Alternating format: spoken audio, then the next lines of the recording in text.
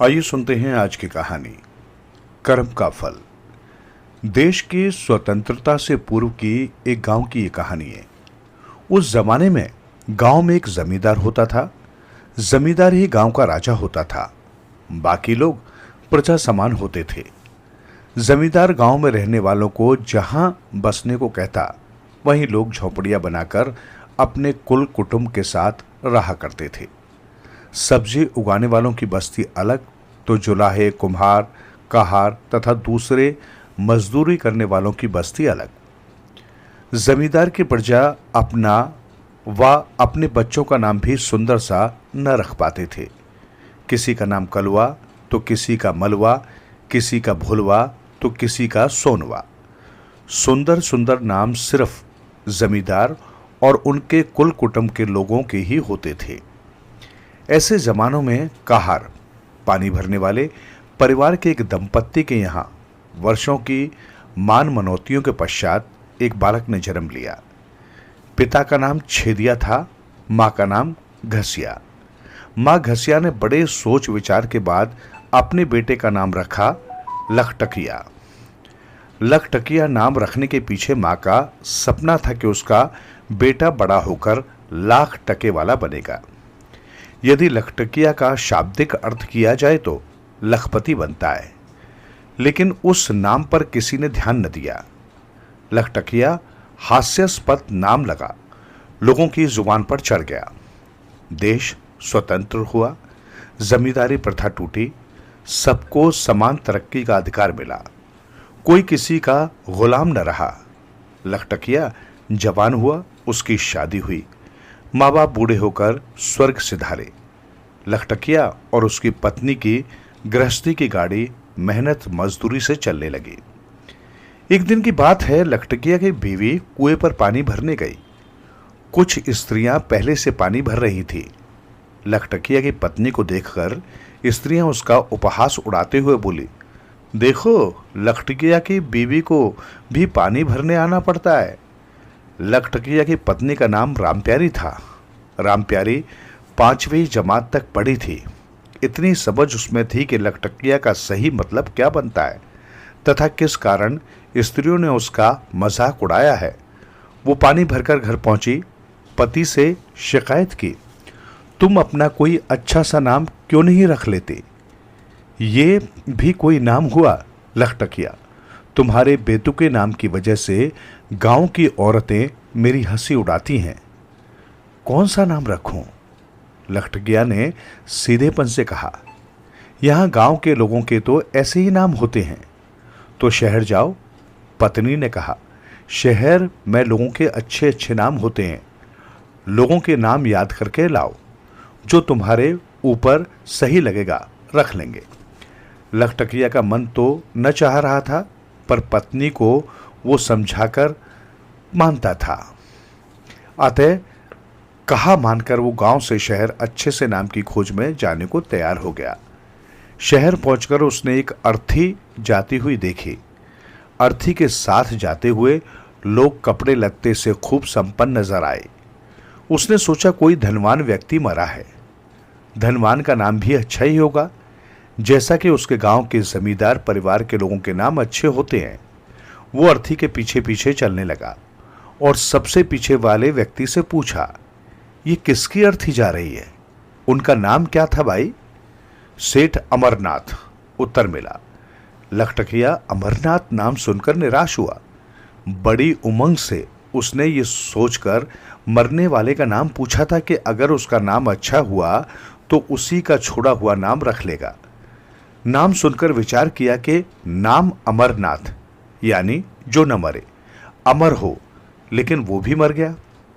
अमरनाथ नाम का विचार त्याग वो किसी अन्य अच्छे नाम की तलाश में चल दिया। थोड़ी देर बाद उसे सड़क पर झगड़ते 2 लोग दिखाई दिए।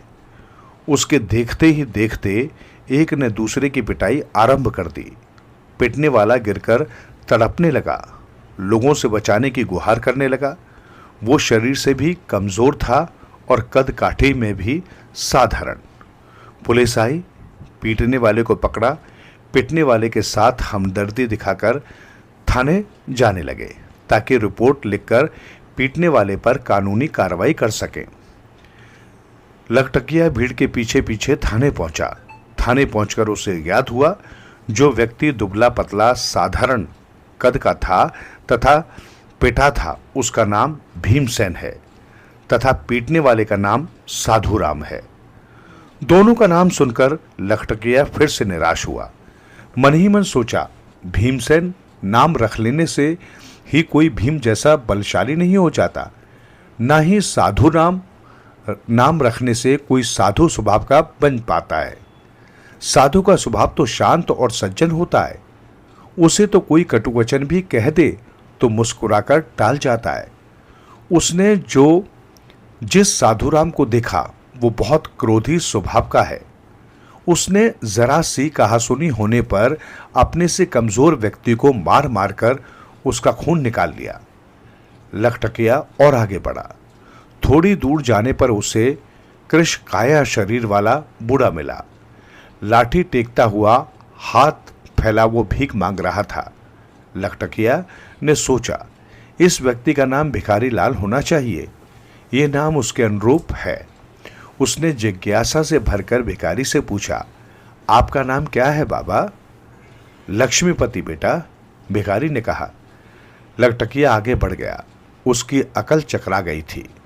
वो सोचने लगा, कैसी दुनिया, कैसे लोग हैं, नाम ऊंचे ऊंचे, हालात कैसी कैसी। शाम ढल रही थी। लखटकिया वापस गांव जाने की सोच रहा था। सारा दिन घूमते हुए थक गया था। एक दुकान के सामने टीन की छाया देख जरा सुस्ताने बैठ गया कि तभी उसके कानों में पड़ोस की दुकान से एक व्यक्ति की तेज आवाज पड़ी, कर्मा, अपने भाई को लेकर तू आज नहीं आया? ट्रक का लादन अभी और इसी समय होना है। इस समय दूसरा आदमी कहां से पैदा करूं? सेठ जी, अब इसमें मेरी क्या गलती? भाई बीमार हो गया, बुखार में पड़ा है तो कैसे लाता? एक हट्टे कट्टे मजदूर किस्म के व्यक्ति ने लापरवाह स्वर में कहा। लखटकिया ने ध्यान से देखा। लापरवाह स्वर में बोलने वाला मजदूर था, लेकिन बात रौब से कर रहा था। सेठ लक तक धोती कुर्ता में था, सिर पर टोपी संभाले परेशान हाल कह रहा था, आदमी का प्रबंध कर भाई, वरना ट्रक का लादन न हुआ तो मेरी हजारों की हानि हो जाएगी। अपनी बात पूरी कर उसने चारों तरफ देखा। अचानक उसकी नजर पड़ोस की बंद दुकान की सीढ़ियों पर टीन के साइबान के नीचे बैठे तंदुरुस्त व्यक्ति पर पड़ी। तंदुरुस्त व्यक्ति कोई और नहीं, लखटकिया था। ए भाई, सेठ उसकी ओर लपका। लखटकिया हड़बड़ाकर उठ खड़ा हुआ। सोचा सेठ उसे वहां से भगा न दे, लेकिन सेठ का व्यवहार उसके प्रति नर्म था। निकट आकर बोला, मजदूरी करोगे? मजदूरी? लखटकिया ने हड़बड़ी में दोहराया। ट्रक में गेहूं की बोरियों का लादन करवाओगे? अच्छी मजदूरी मिलेगी। अच्छी मजदूरी के नाम पर लखटकिया की आंखें चमक उठी। बचपन से अब तक वो मजदूरी ही तो करता आ रहा था। यही एक शब्द मजदूरी ऐसा था जो उसके कानों में पड़ते ही शहद जैसा मीठा रस घोलता था। इसी से उसकी रोटी चलती थी। 2 वक्त घर में चूल्हे जलते थे। यही तो उसका नसीब था। झट छाती तानकर बोला, क्यों न करूंगा? कितनी मजदूरी मिलेगी? प्रति बोरा 1 रुपया। तुम्हें जोड़ीदार भी मिलेगा। प्रति बोरा 1 रुपया। लखटकिया की आंखों में चमक और मन में अच्छी मजदूरी की उमंग भरी। दिल ही दिल में सोचा, यदि 100 फेरा लग गया तो 100 रुपये बनेंगे। वाह, ये तो बहुत अच्छी बात हुई। गांव में तो दिन भर हाड़ तोड़ मेहनत की मजदूरी के 20 रुपये भी मिल जाए तो बहुत होता है। झट बोला, मंजूर है। वो सेठ के साथ चल दिया। उसके साथ कर्मा नामक जोड़ीदार मिल गया। गोदाम से निकाल कर गेहूं के बोरे ट्रक पर लादने लगे। लखटकिया उत्साह से बोरे ढोने में जुटा रहा। हर फेरे पर 1 रुपया उसके जोड़े में बढ़ रहा था। भोर होने से पहले ट्रकों की लादेन पूरी हुई। ट्रक वहां से रवाना हो गए तो सेठ ने गिनकर लखटकिया के हाथ में रुपए दिए। वाह, 150। लखटकिया मन ही मन पूर्ण संतुष्ट भाव से सोचने लगा। उम्मीद 100 की थी, हाथ लगे 150। इतना तो वो सारे हफ्ते में भी गांव में नहीं कमा पाता। मजदूरी पाकर उसने सेठ का धन्यवाद अदा किया और पूछा, सेठ जी आपका शुभ नाम? सेठ गुरबचन। दुकान के बोर्ड पर मेरा नाम इतना बड़ा बड़ा लिखा है, पढ़ नहीं सकते? पढ़ न सकने के नाम पर लखटकिया ने इनकार में गर्दन हिलाई। कोई बात नहीं, मेहनत तुम बढ़िया करते हो। तुम्हारा क्या नाम है?